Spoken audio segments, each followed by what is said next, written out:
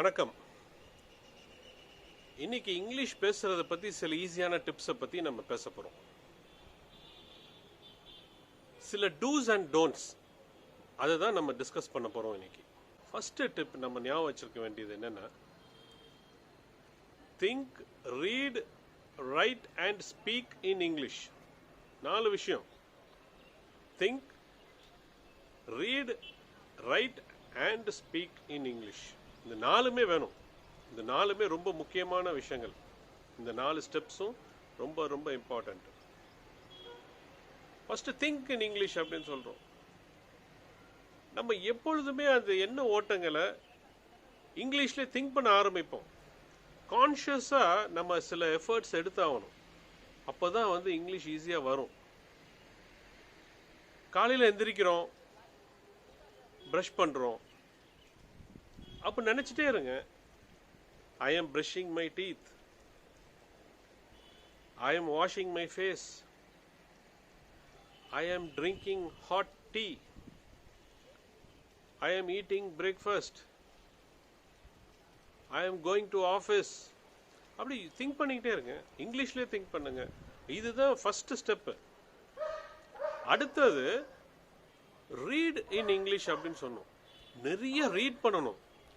அந்த reading start பண்ணி சத்தமா ரீட் பண்ண ஆரம்பிக்கணும். ஏன் அப்படின்னா, ரீட் பண்ணும் பொழுது நம்ம காதுகளில் கேட்கும் போது அந்த மெசேஜ் நம்ம பிரெயினுக்கு போகுது. அப்போ நிறைய விஷயங்கள் நமக்கு புரிய ஆரம்பிக்குது. நம்ம எங்க தப்பு பண்றோம், எங்க கரெக்ட் பண்ணணும். ஸோ ரீடிங் அப்படிங்கிறது ரொம்ப இம்பார்ட்டன்ட். சத்தமா ரீட் பண்ணணும், கொஞ்சம் ஃபாஸ்டாகவும் ரீட் பண்ண ஆரம்பிக்கணும். இந்த கமா, ஃபுல் ஸ்டாப் எங்க வருதோ அங்கெல்லாம் ஒரு சின்ன பாஸ், ஒரு 1 செகண்ட் 2 செகண்ட்ஸ் கூட அவசியம் இல்லை, லெஸ் தேன் தட். அந்த பாஸ் விட்டு தான் நம்ம ரீட் பண்ணணும்.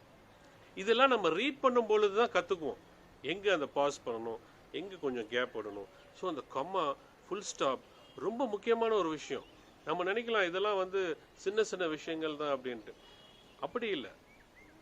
ஒரு ஜட்ஜ் இருந்தார். அவர் ஒரு முக்கியமான ஒரு ஜட்ஜ்மெண்ட்டை எழுதிட்டு இருக்காரு. ரொம்ப நாள் அந்த கேஸ் போயிட்டு இருக்கு. ஃபைனலாக நாளைக்கு ஜட்ஜ்மெண்ட் கொடுக்கணும். என்ன கொடுக்குறேன்னு சொல்லி அவர் அப்படியே யோசிச்சுக்கிட்டே இருக்கார். யோசிச்சுட்டே இருக்கும்போது எழுதுறாரு. ஃபைனலாக எழுதுறாரு. நைட்டு மிட் நைட் ஆயிடுது. அவர் அப்படியே யோசிச்சு எழுதுறாரு. Hang him not leave him அப்படின்னு எழுதுறாரு. கமாவை எங்கே போடுறாரு அப்படின்னாக்கா, hang him comma not leave him அப்படின்னு போட்டு மூடிட்டு விட்டுறாரு. போய் தூங்கிடுறாரு. ஃபைனலாக நம்ம ஒரு நல்ல ஜட்ஜ்மெண்ட் கொடுத்துட்டோம் அப்படின்னு சொல்லிட்டு. ஸோ என்ன மீன் பண்ணி கொடுத்துருக்காருன்னா, அவரை தூக்கில் போடாதீங்க, அவரை விட்டுருங்க அப்படின்னு சொல்லி. அப்போ அந்த சென்டென்ஸ் எப்படி இருந்திருக்கணும்? Hang him not comma leave him. அதுதான் கரெக்டான மீனிங். அவர் நினைச்சது. ஆனால் அவர் என்ன பண்ணிட்டார் அவசரத்தில்? Hang him comma not leave him அப்படின்னு போட்டார். கமாவை ஹேங் ஹிம் கமா போட்டார். அப்போ என்ன சொல்றோம்? ஹேங் ஹிம், தூக்கில் போட்டுருங்க, நாட் லீவ் ஹிம், விடாதீங்க. அப்படி மீனிங்கே மாறிடுச்சு. ஒருத்தருடைய தலையெழுத்தே மாறிடுச்சு அந்த கமானால. எதுக்காக இதை சொல்றோம் அப்படின்னா, ஒரு கமா ஃபுல் ஸ்டாப்ங்கிறதுனால ஈஸியா எடுத்துட்டு போயிடக்கூடாது. ரொம்ப முக்கியமான விஷயங்கள். அதனால ரீடிங் அப்படிங்கிறது ரொம்ப ரொம்ப முக்கியம். எவ்வளோக்கு எவ்வளோ ரீட் பண்ணுறோமோ அவ்வளோக்கு எவ்வளோ லேர்ன் பண்ணலாம். ஏன் அப்படின்னா, நம்ம ஒரு நியூஸ் பேப்பரை ரீட் பண்ணுறோம், ஒரு புக்கை ரீட் பண்ணுறோம் அப்படின்னு சொல்லும்போது அதெல்லாம் கரெக்ட் ஸ்டேட்மெண்ட்ஸாக இருக்கும், கரெக்ட் சென்டென்சஸ், கிராமட்டிக்கலி கரெக்ட் சென்டென்சஸாக இருக்கும். அப்போ நம்ம லேர்ன் பண்ணுறதுக்கும் கரெக்டாக இருக்கும். அதனால ரீடிங்கிறது ரொம்ப முக்கியம். அடுத்தது ரைட்டிங். ரைட்டிங்னு சொல்லும் பொழுது நம்ம ஒரு எஸ்ஸே டைப்பில் ஒரு டாப்பிக்கை யோசிச்சுக்கலாம். மேபி அபவுட் யுவர் செல்ஃப், என்னைய பற்றி ஒரு பெரிய லிஸ்ட் எழுதுறேன், இல்லை என்னுடைய ஸ்கூல் லைஃப்பை பற்றி எழுதுறேன், இல்லை காலேஜ் லைஃப்பை பற்றி எழுதுறேன், இல்லை என்னுடைய ஊரை பற்றி, என்னுடைய கிராமத்தை பற்றி, எனக்கு பிடிச்ச ஆக்டரை பற்றி, இல்லை பிடிச்ச கிரிக்கெட் பிளேயரை பற்றி, என்ன வேணா இருக்கலாம். ஒரு பிடிச்ச விஷயம் அப்படின்னு சொல்லும்போது என்ன ஆகும் அப்படின்னா, நிறைய பாயிண்ட்ஸ் வரும், நிறைய ஐடியாஸ் வரும். அதனால தான் அந்த பிடிச்ச விஷயங்களை நம்ம எழுதணும் அப்படின்னு சொல்றது. உங்களை பற்றி எழுதும்போது உங்களுக்கே பிடிக்கும், உங்களை பற்றி நிறைய ஐடியாஸ் வரும், எழுதுறது ஈஸியாக இருக்கும். அப்போ எழுதும் பொழுது எப்படி எழுதணும் அப்படின்னா, பாயிண்டாக எழுதுங்க. ஸோ இனிஷியலாக நம்ம வந்து கற்றுக்கும் பொழுது அது பாயிண்டாக எழுதும் 1 2 3 4 5 அப்படின்னு சொல்லி. ஸோ அது வந்து ரொம்ப ஈஸியாக இருக்கும். அதே மாதிரி டயலாக் கிரியேஷன் நம்ம எழுதும் போது வேற என்ன ரைட் பண்ணலாம் அப்படின்னு சொன்னால் டயலாக்ஸ், நீங்களும் இன்னொருத்தரும் பேசுகிற மாதிரி dialogue writing, question answer session, கேள்வியும் நானே பதிலும் நானே. ஒரு இன்டர்வியூ அட்டென்ட் பண்ணுறீங்க, அதில் இன்டர்வியூவர் கேள்வி கேட்பாரு, நீங்கள் பதில் சொல்வீங்க. அதை அப்படியே எழுதுங்க. எழுதிட்டு அது கேள்வியை நீங்களே கேளுங்க, பதிலும் நீங்களே சொல்லுங்க இங்கிலீஷில். நல்லா இருக்கும். நீங்கள் எவ்வளோக்கு எவ்வளோ ப்ராக்டிஸ் பண்ணுறீங்களோ அவ்வளோக்கு எவ்வளோ உங்களுக்கு ஈஸியாக வந்துடும். ஸோ கேள்வி கேட்குறதும் வரும், பதில் சொல்கிறதும் வரும், எல்லாமே ஈஸியாக வரும். ஒரு கிளாஸ் ரூம் அட்மாஸ்பியர் அதை இமேஜின் பண்ணி எழுதுங்க. ஸோ ஒரு டயலாக் நீங்களும் இன்னொருத்தரும் பேசுகிறீங்க, இல்லை ஒருத்தர் கேள்வி கேட்குறாரு, ஒருத்தர் பதில் சொல்கிறார், எப்படி வேணா இருக்கலாம். இந்த மாதிரி சிச்சுவேஷன்ஸை கிரியேட் பண்ணி எழுதுங்க. ஒரு ப்ரெசன்டேஷன், ஒரு மீட்டிங் நடக்குது உங்கள் கம்பெனியில், நீங்கள் ஒரு ப்ரெசன்டேஷன் பண்ணுறீங்க. என்ன ப்ரெசென்ட் பண்ண போகிறோம், உங்களுக்குன்னு ஒரு டீம் இருக்குது, அவங்க அச்சீவ்மெண்ட்ஸை பற்றி ப்ரெசென்ட் பண்ண போகிறீங்க. எழுதுங்க என்னெல்லாம் ப்ரெசென்ட் பண்ண போகிறோம், எழுதி பேசுங்க. ஒரு ப்ரெசன்டேஷன் கொடுக்குற மாதிரியே இதை பேசுங்க. அவ்வளோதான். இந்த மாதிரி பிடிச்ச விஷயங்கள், இந்த மாதிரி சிச்சுவேஷன்ஸ், ஒரு செமினார் டாப்பிக்காக இருக்கலாம், இல்லை ஒரு அட்வைஸ் கொடுக்குற மாதிரி. யாரோ சொல்கிறாங்க உங்கள் அக்கா பையன் சரியாக படிக்க மாட்டேறான், வந்து கொஞ்சம் அட்வைஸ் பண்ணுங்க அப்படிம்பாங்க. ஓகே, அட்வைஸ் பண்ணுறது எல்லாருக்கும் ரொம்ப பிடிச்சமான விஷயம். ஏன்னா அது ஃப்ரீயாகவும் கிடைக்குது. அட்வைஸ் பண்ணுறதுனா ரொம்ப நமக்கு எல்லாத்துக்கும் ரொம்ப பிடிக்கும். அப்போ எப்படிலாம் நாளைக்கு போய் அவர்கிட்ட பேசலாம், எப்படிலாம் பேசலாம் அப்படின்னு சொன்னால் எழுதுங்க, நினச்சி அட்வைஸ் பண்ணுறது. ஸோ இந்த மாதிரி dialogue writing, question answer session, இதெல்லாம் வந்து இமேஜின் பண்ணி எழுதுங்க. எழுதுனதுக்கப்புறம் பேச ஆரம்பிக்கணும். எழுதிட்டு அப்படியே நிப்பாட்டிடக்கூடாது. எழுதுறது எதுக்காக, அடுத்தது ஸ்பீக்கிங். அப்போது ஸ்பீக்கிங் அப்படிங்கிறது உங்கள் செல்ஃப் ஸ்பீக்கிங், உங்கள்கிட்டே நீங்கள் பேசுங்க. எலக்யூஷன் காம்படிஷன்லாம் நம்ம ப்ராக்டிஸ் பண்ணுவோம் இல்லையா, பேச்சு போட்டி, பேசுங்க. பார்த்தே பேசுங்க, ஒன்றும் தப்பு இல்லை, பார்த்து பேசுங்க. அதுக்கப்புறம் பார்க்காம பேசுங்க.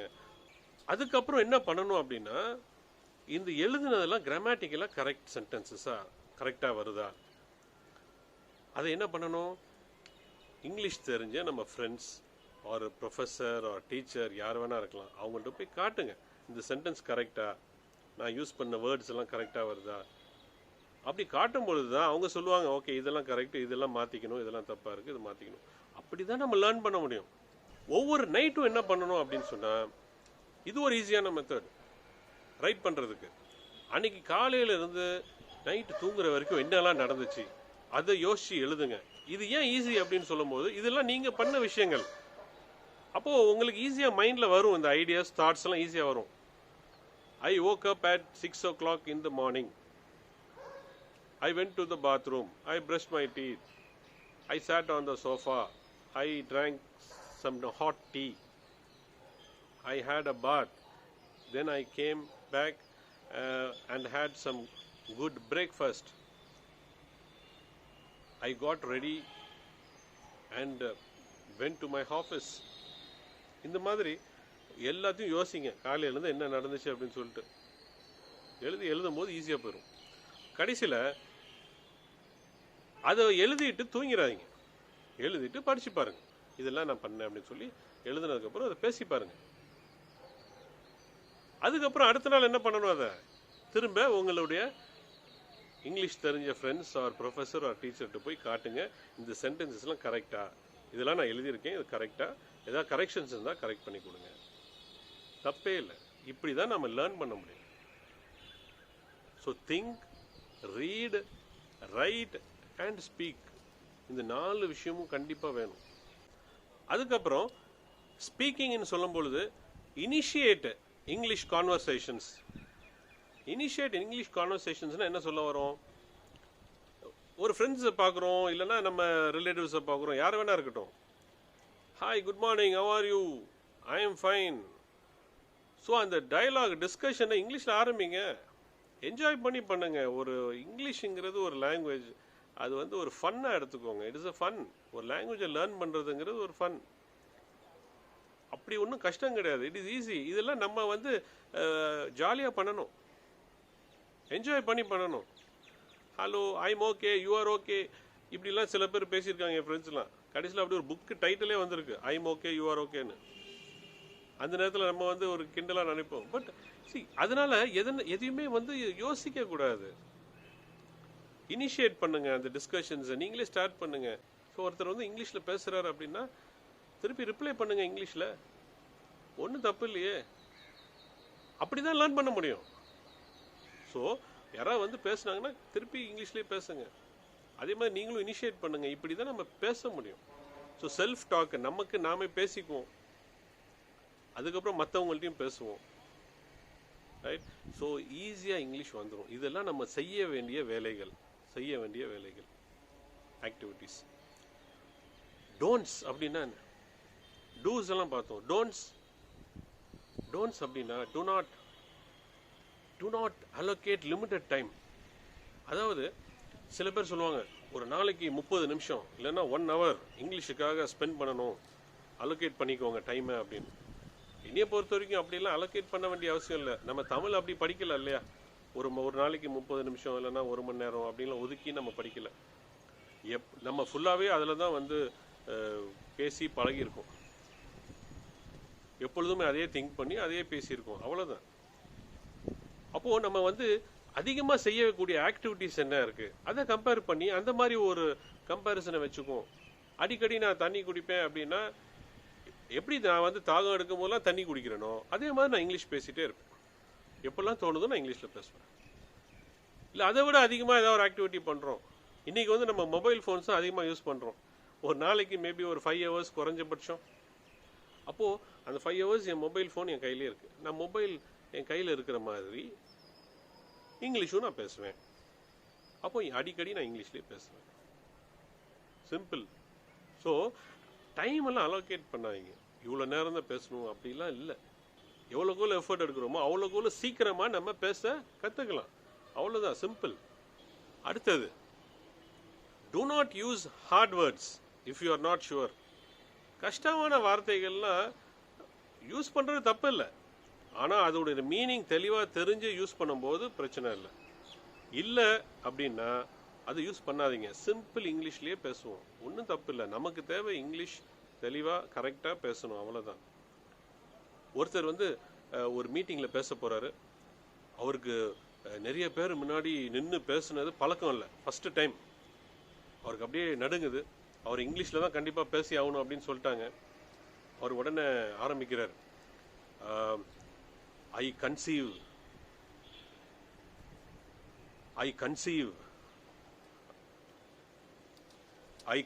அப்படிங்கிறார்.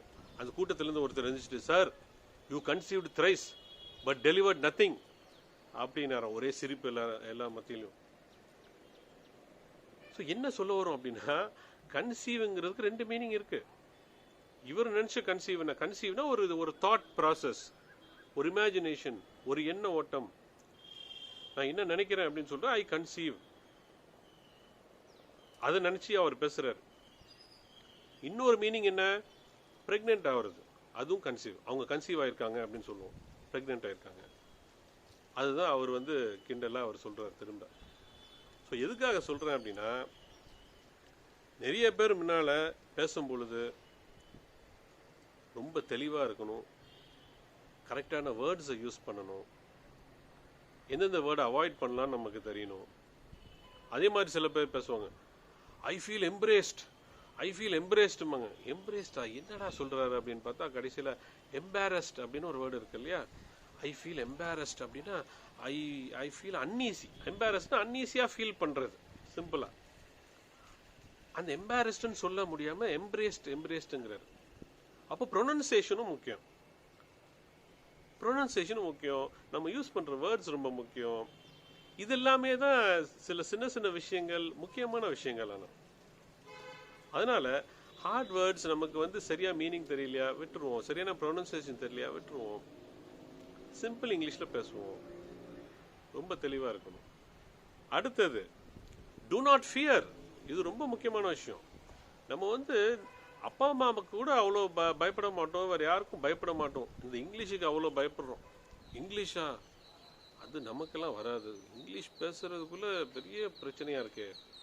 இங்கிலீஷ் எப்படி பேசுறது, இங்கிலீஷ் வர மாட்டேங்குது, ஒரு பயம். என்ன பயம்? ஆஃப்டர் ஆல் 26 ஆல்பபெட்ஸ் இருக்கக்கூடிய ஒரு லாங்குவேஜ். இங்கிலீஷ் கஷ்டம் அப்படின்னு சொல்றவங்களுக்கு யோசிச்சு பாருங்க, 26 ஆல்பபெட்ஸ். தமிழ்ல நம்ம பேசுறோம், பிறந்ததுல இருந்து பேசிக்கிட்டு இருக்கோம்.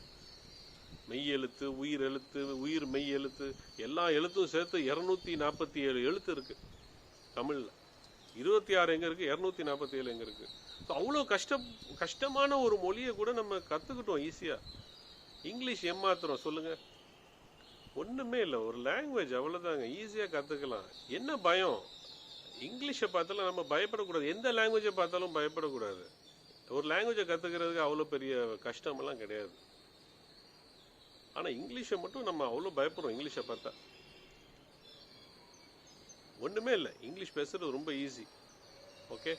அண்ட் இன்னொரு முக்கியமான விஷயம் நீங்க ஞாபகம் வச்சுக்க வேண்டியது என்னன்னா, எந்த ஒரு லாங்குவேஜுடைய பர்பஸ் என்ன? கம்யூனிகேஷன். அதுதானே சிம்பிள். நம்ம ஏன் அது ரொம்ப காம்ப்ளெக்ஸ் ஆக்கிடுறோம்? ஒரு லாங்குவேஜ் எதுக்கு? நம்ம தமிழா இருக்கட்டும், இங்கிலீஷா இருக்கட்டும், ஹிந்தி, மலையாளம், கன்னடா, தெலுங்கு, எந்த லாங்குவேஜ் வேணா எடுத்துக்கோங்க, எதுக்காக அதை பேசுறோம்? கம்யூனிகேட் பண்றதுக்கு தானே. என்னுடைய தாட்ஸை நான் சொல்லணும், கம்யூனிகேட் பண்ணணும், நீங்க சொல்றது எனக்கு புரியணும், இதுதானே அந்த லாங்குவேஜ். நான் ஸ்கூல் படிக்கும்போது ஒருத்தன் வந்து லேட்டாக வந்தான் கிளாஸுக்கு. அப்போது எங்கள் சார் கேட்டார், why are you late man? அவர், I am sorry sir. Why are you late? Sir, bus coming sir, tyre டமால் சார் அப்படின்னு. எல்லாம் சிரிக்க ஆரம்பிச்சிட்டாங்க, கிண்டல் பண்ணோம் ரொம்ப நாளாக. இன்றைக்கி அந்த பையன் ரொம்ப சூப்பராக இங்கிலீஷ் பேசுகிறான். அதுக்கு காரணம் அங்கே எடுத்த எஃபர்ட் தான், அதுதான் முக்கியம். இன்னொரு விஷயம் பாருங்க, என்ன தப்பா சொல்லிட்டான்? ஒண்ணுமே இல்லை, அவன் வந்து கம்யூனிகேட் பண்ணிட்டான் இல்லையா? டமால் அப்படிங்கிறது ஒரு சவுண்டு, எல்லாருக்கும் புரியுது, டயர் வெடிச்சிருச்சுன்னு அர்த்தம். பர்ஸ்ட், அந்த டயர் பர்ஸ்ட்னு சொல்றதுக்கு அவனுக்கு சொல்ல தெரியல, அந்த சவுண்டை எக்ஸ்பிரஸ் பண்ணி சொல்றான். கம்யூனிகேட் பண்ணிட்டானா இல்லையா? ஒரு லாங்குவேஜுடைய பர்பஸ் என்ன? கம்யூனிகேஷன் தான், அவ்வளோதான், சிம்பிள். அது நம்மளை தான் பெரிய ஒரு காம்ப்ளெக்ஸ் ஆக்கிறோம். ஸோ இங்கிலீஷ் பேசுறதுங்கிறது ரொம்ப ரொம்ப ஈஸி, கவலையே படாதீங்க. லாஸ்டா, டு நாட் வெயிட். நிறைய படத்தில் நம்ம அந்த டைலாக்ஸ்லாம் கேள்விப்பட்டிருப்போம், I am waiting, I am waiting. அது படத்தில் நல்லா இருக்கு கேட்கறதுக்கு. பட் இங்கிலீஷ் பேசுறதுக்கு do not wait, start today. Today is the best day, start today. All the best. வாழ்த்துக்கள். நன்றி.